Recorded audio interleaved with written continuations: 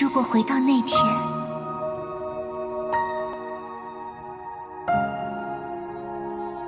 我半生坎坷，却多不由我。你跟我走吧。去哪儿？去哪无所谓，天涯海角。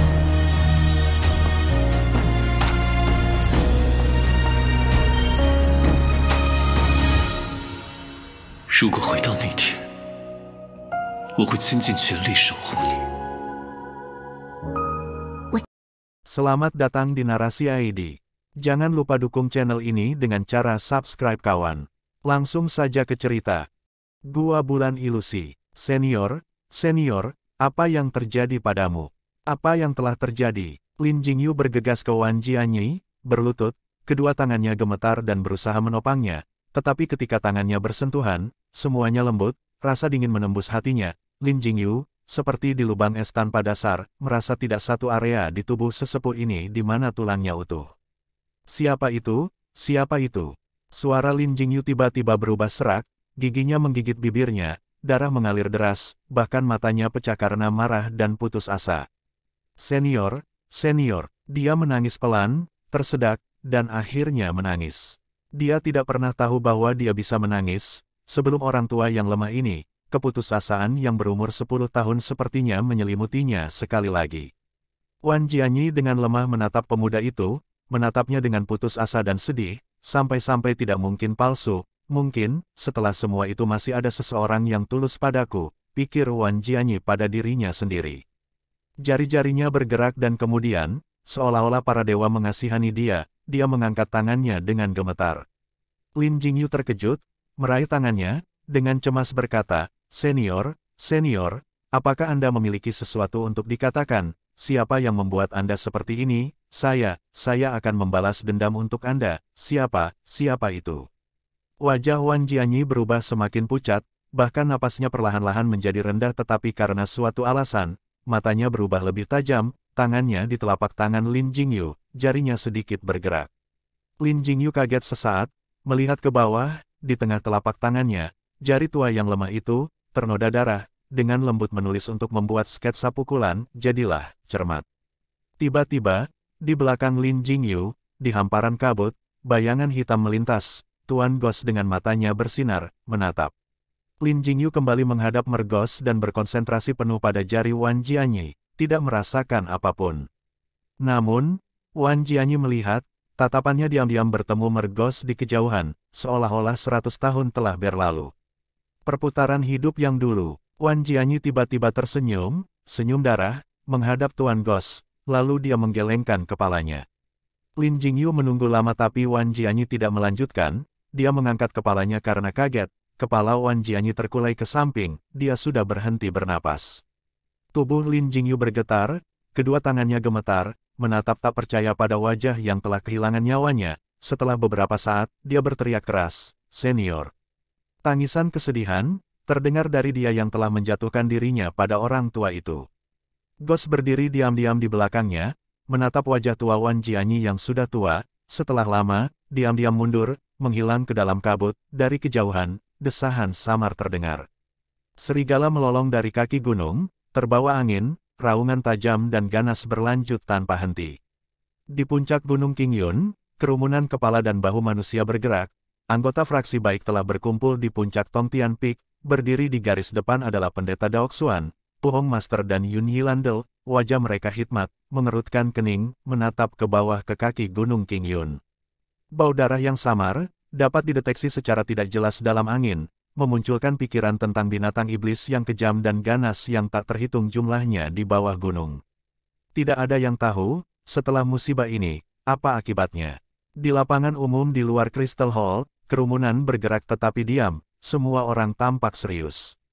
Itu juga pada saat hening ini, tiba-tiba, peluit panjang yang bergegas ke langit terdengar dari kejauhan, seperti serigala melolong, seperti ratapan hantu, tajam dan menusuk langit, menekan dari jauh. Mengikuti sumber suara, itu sepertinya berasal dari kaki gunung tetapi tangisan tajam menembus ke awan, untuk sesaat semua orang menjadi pucat. Teriakan tajam berputar dan bergema di sekitar, membuat beberapa belokan di puncak terjal di awan putih, lalu perlahan-lahan diturunkan. Tetapi ketika hendak berhenti, tiba-tiba di bawah gunung, 10.000 binatang buas meraung secara serempak, banyak raungan ke arah langit, menyatu sebagai satu seperti longsoran salju, langit dan bumi berubah muka, bergemuruh. Awan dengan gemuruh tersebar, puncak gunung yang curam, massa gas hitam naik dari kaki gunung, mengumpulkan lebih banyak dan lebih banyak, berubah lebih padat dan lebih padat, terakumulasi di langit di seberang Tongtian Peak, sampai menghalangi sinar matahari. Awan hitam perlahan-lahan melayang ke tempat seperti surga ini. Tidak yakin siapa yang pertama berteriak, semua orang berbalik, jauh di dalam awan gelap, dalam angin kencang, seorang pria muda mengenakan pakaian sutra yang cerah, berdiri dengan tangan tergenggam di belakang, wajahnya tanpa ekspresi, dengan acuh tak acuh memperhatikan orang-orang di gunung ini. Di mata surga dan bumi, apa benda yang disebut manusia ini? Dia melambai dengan lembut, tatapannya tampaknya melewati gunung ini. Di kaki gunung, ribuan binatang buas meraung, bau berdarah datang dalam gelombang, tangisan yang menyedihkan, akhirnya tiba. Seolah-olah dia merasakan sesuatu, Ghostly berhenti, mengerutkan kening sedikit dan berbalik, menghadap ke arah gunung di depan puncak Tongtian, awan gelap yang tebal di cakrawala, angin kencang melolong, meskipun tidak terlalu jauh tetapi cuacanya benar-benar berbeda dari gunung di belakang dia. Sinar matahari yang hangat, tumpah dari langit, menyinari pakaiannya. Ghostly perlahan memalingkan muka, tanpa sadar melihat ke bahunya tetapi Xiao Hui tidak ada di sana. Perjalanan ke Gua Bulan Ilusi ini, dia sengaja tidak membawa Xiao Hui. Bahaya yang terlibat sudah jelas, dia sendiri juga tidak percaya diri. Pertarungan dengan pria tua misterius tadi, meskipun Tuan Ghost memberikan bantuan tetapi Ghostly merasakan perasaan yang tidak bisa dijelaskan terhadap pria tua itu. Ribuan tahun sejarah sekte King Yun, itu benar-benar tempat berjongkoknya harimau dan naga tersembunyi. Belum lama ini, bukankah dia juga bagian dari itu? Dia mengerutkan bibirnya dengan ekspresi acuh tak acuh, lagi-lagi mulai berjalan di depan. Potongan-potongan tanah di samping jalan kecil itu mirip dengan jalan sebelumnya, hutan lebat di mana-mana, pinus yang hijau dan tanaman keras, tumbuhan lebat, hanya jejak gunung ini yang berkelok ke depan, mengarah ke misteri yang tidak diketahui. Jauh di dalam hutan, suara samar-samar tangisan burung masih bisa didengar dengan tidak jelas, sepertinya pemandangan bencana di gunung di depan tidak memiliki dampak sedikit pun pada gunung ini. Suasana damai memenuhi tempat itu, bahkan udara masih tenang, meresap dengan rasa dingin yang jelas. Ghostly awalnya memiliki sedikit kecemasan, dalam lingkungan yang tenang ini, sangat cepat emosinya menjadi tenang, sampai-sampai ketika dia pertama kali mengangkat kepalanya dan melihat Gua Bulan Ilusi, 4 kata, menghadap ke salah satu tempat terkenal di dunia, dia malah tidak memiliki ekspresi sedikit pun, seolah-olah melihat gua gunung biasa. Dan sebenarnya, di depannya, itu memang terlihat seperti gua biasa. Lebih tinggi daripada setengah dari rata-rata orang, pintu masuknya sekitar 7 ci lebar, muncul di lereng bukit yang lembut, di sebelahnya ada tanaman merambat hijau dan duri, beberapa terkulai di pintu masuk, ketika angin gunung berhembus, tanaman merambat perlahan bergoyang. Dan di bawah tanaman merambat hijau, di atas batu di atas pintu masuk, diukir dengan 4 kata. Gua Bulan, Ilusi. Selain makna dari keempat kata itu sendiri, seluruh lingkungan termasuk keempat kata ini, sangat tidak menarik. Mungkinkah ini, apakah asal mula sekte King Yun selama 2000 tahun?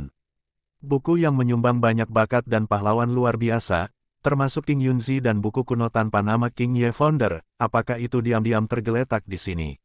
Dan pedang kuno yang menakjubkan itu. Ghostly diam-diam melihat keempat kata, waktu dan kata-kata usang cuaca sepertinya juga diam-diam menatapnya. Dia tidak berbicara, dan tidak mendesah. Saat berikutnya, dia berjalan masuk, seolah-olah melangkah ke masa lalu. Itu tidak sedalam dan terpencil seperti yang dia bayangkan, muncul di hadapannya adalah ruangan batu sederhana, satu pandangan dan dia bisa dengan jelas melihat semua perabotan di ruangan itu. Beberapa batu menumpuk di sudut-sudut dinding yang agak basah memiliki lumut yang tidak jelas, satu-satunya perbedaan dengan bagian luarnya adalah, di sini sangat sepi. Memasuki gua, seakan semuanya tiba-tiba menjadi sunyi, seperti menjadi terputus dari luar. Melihat jauh dari sekitarnya, mata Ghostly mendarat di dinding batu yang menghadap pintu masuk gua. Di dinding batu datar, batu slab diagram Taiji tidak bertatah. Ini adalah satu-satunya objek yang dapat dikaitkan dengan sekte King Yun di gua ini. Ghostly menarik napas dalam-dalam, naik, berhenti di depan diagram Taiji. Ada banyak tanda pada diagram, sebagian besar tempat memiliki tanda-tanda kerusakan, jelas dari zaman dahulu. Gosli diam-diam melihat hal ini, kata-kata mergos perlahan bergema di benaknya. Saat berikutnya, dia dengan lembut meletakkan tangannya di diagram Taiji, cahaya hijau gelap pudar, dipancarkan dari telapak tangannya. Gosli tanpa ekspresi memandangi cahaya dari tangannya, merasakan energi Taiji Xuan King Wei yang familiar mengalir di meridian tubuhnya, energi yang dulunya milik gunung ini. Seperti terbangun dari tidur, suasana damai di ruangan itu dipecahkan oleh suara samar, seperti seluruh gua yang tinggal mendesah pelan, sesuatu mulai berputar, dan kemudian, diagram Taiji juga mulai menyala dengan hijau gelap cahaya, pada saat yang sama, diagram mulai berputar. Dari kiri ke kanan persis satu putaran, tembok-tembok batu dengan suara "K" semuanya berhenti. Gosli mengambil kembali tangannya dan diam-diam menunggu. Saat keheningan menghilang seketika, suara gemuruh yang dalam terdengar dari gua, di sisi kanan diagram, seluruh dinding batu yang sempurna memiliki celah membentuk cincin dan kemudian perlahan-lahan berputar ke samping, membuka, mengungkapkan sebuah rahasia jalan masuk. Tapi pintu masuk ini memiliki sesuatu seperti kabut putih keabu-abuan yang mengambang di dalamnya, tampak seperti kabut dan juga tampak seperti riak air, berputar tanpa henti, di dalamnya tampak kabur dan tidak nyata. Gosli memandangi kabut air, bagaimanapun juga Gos tidak membohonginya, tetapi dalam kabut air misterius ini, siapa yang tahu apa yang ada di dalamnya? Dia tidak ragu, seperti dia bahkan tidak merenungkan, melangkah masuk. Kabut air menyelimutinya, sosoknya segera menghilang dan dua dinding batu diam-diam diputar kembali kali ini, dengan lembut ditutup, tidak menunjukkan satu tanda pun.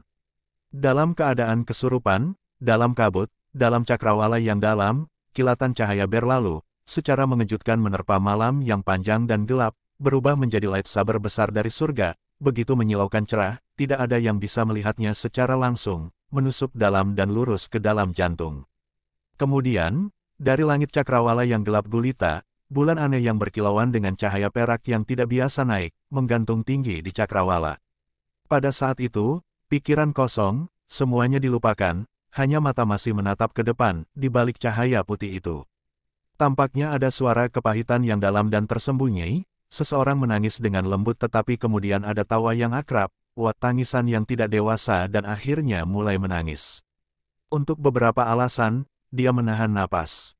Ketegangan yang tak bisa dijelaskan, jantungnya berdebar, angin sepertinya bertiup melewati telinganya, tetapi ia tidak bisa merasakan kehadirannya sendiri, seperti sepasang mata mencari sesuatu, akhirnya melihat. Desa kecil mungil itu, dan kuil jerami bobrok di belakang desa itu.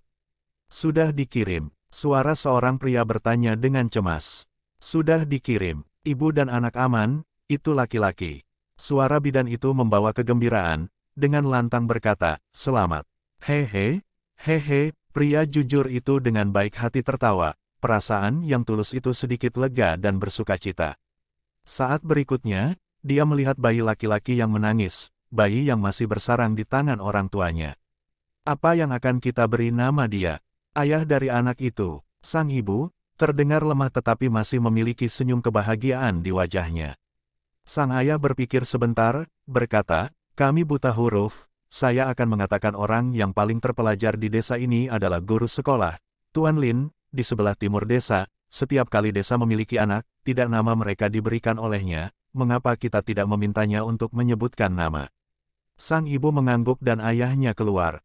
Setelah beberapa saat, dia berjalan kembali, membawa senyum di wajahnya, memegang catatan, berkata, "Tuan Lin berkata, orang-orang seperti kita, yang paling penting adalah untuk aman dan tidak melupakan tempat kita, dan untuk hanya hidup-hidup kami baik." Jadi dia memberi 3 karakter, ditulis tentang ini.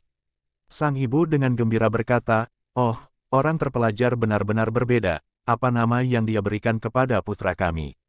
Ayah dengan tangannya yang kasar membawa catatan itu kepada ibu dan memeluk ibu dan bayi yang tertidur lelap dengan lengannya, menurunkan suaranya, seolah-olah dia memiliki rasa hormat dan kelembutan penuh pada ketiga kata itu, dengan pelan berkata, "Zhang, Xiao, Fan."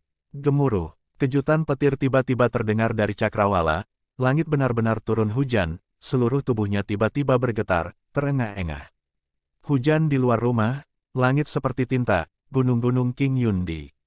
Kejauhan tampak buas, dalam angin meratap dan hujan deras, ayah dan ibu saling berpelukan, wajah tenang mereka tersenyum, menatap bayi di lengan mereka. Dia ingin berteriak keras tetapi dia tidak bisa mengeluarkan suara, ribuan dan ribuan kata berputar dengan cepat di pikirannya dan pada akhirnya mereka hanya membentuk dua kata. Ayah ibu, hujan penuh langit, semua tampak jatuh ke wajahnya, rasa dingin menembus ke tulang.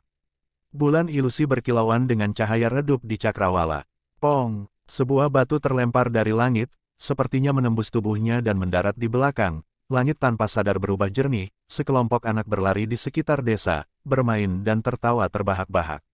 Bocah yang tampak biasa itu berlari dengan kekuatannya di depan, beberapa anak lelaki yang tampak lebih besar memimpin sekelompok anak-anak mengejarnya dan berteriak keras, "Zhang Xiaofan, berhenti jika kamu punya nyali." Anak di depan dengan suara Pei menjawab sambil berlari, "Kamu pikir aku idiot?" Dan malah berlari lebih cepat. Mengejar sepanjang jalan, anak-anak itu segera mendekati kuil yang bobrok itu di sebelah timur desa. Melihat dari luar, kuil itu hancur, tidak tahu berapa lama cuacanya berabad-abad. Zhang Xiaofan adalah orang pertama yang menerobos masuk, anak-anak lainnya segera mengikuti. Di kuil kecil yang bobrok itu, suara anak-anak terdengar. Dia menatap, benaknya tiba-tiba kosong, perasaan takut yang tak bisa dijelaskan, sulur-sulurnya terkubur jauh di dalam hatinya, mengisi pikirannya. Satu langkah lain, dia diam-diam mendekati kuil jerami, pergi dekat mimpi buruk yang tampaknya telah lama hilang. Seorang anak laki-laki yang lebih besar, dengan wajah yang halus sedang menunggangi tubuh Zhang Xiaofan, wajahnya menunjukkan kesombongan, tersenyum dan berkata, "Tertangkap, kali ini Anda tidak dapat mengatakan apa-apa, bukan?" Zhang Xiaofan memutar matanya, berkata, "Tidak masuk hitungan, tidak masuk hitungan. Anda membuat serangan menyelinap pada saya, bagaimana itu bisa dihitung?" Bocah itu terkejut, dengan bingung berkata, "Kapan aku menyelinap menyerangmu?" Zhang Xiaofan berkata, "Lin Jingyu kamu baik, kamu berani mengatakan papan pintu ini tidak ditempatkan olehmu di sini." Bocah yang dipanggil Lin Jingyu dengan lantang berkata, "Tidak ada yang seperti itu." Zhang Xiaofan mengerutkan bibirnya, memiringkan kepalanya, ekspresi tekad untuk tidak menyerah, tidak menyerah.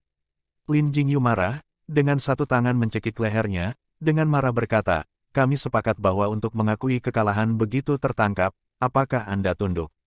Zhang Xiaofan mengabaikannya. Lin Jingyu dengan wajahnya merah, meningkatkan kekuatan di tangannya, dengan keras berkata, "Kirim atau tidak." Tenggorokan Zhang Xiaofan tercekat olehnya, napasnya berangsur-angsur menjadi sulit, perlahan-lahan wajahnya juga mulai memerah tetapi bahkan pada usianya yang belum dewasa, ia sangat keras kepala, menolak untuk mengeluarkan suara. Lin Jingyu menjadi lebih marah, meningkatkan kekuatannya, terus mengulangi, "Kirim atau tidak, tunduk atau tidak, tunduk atau tidak. Kirim atau tidak, kirim atau tidak." Suara ini tiba-tiba seperti longsoran salju, bergema di kepalanya, tahun-tahun sakit hati, dalam teriakan yang tak henti-hentinya ini, menyemburkan hatinya. Kemudian, seperti yang pernah dia antisipasi, dan juga seperti dia tidak siap, tangan yang diam-diam mengulur waktu, layu dan penuh kerutan, begitu akrab tetapi belum lama berselang, itu mengejutkan, dengan kebencian tanpa batas. Beku tua itu, tersenyum, masih ramah dan baik hati, berdiri di depan.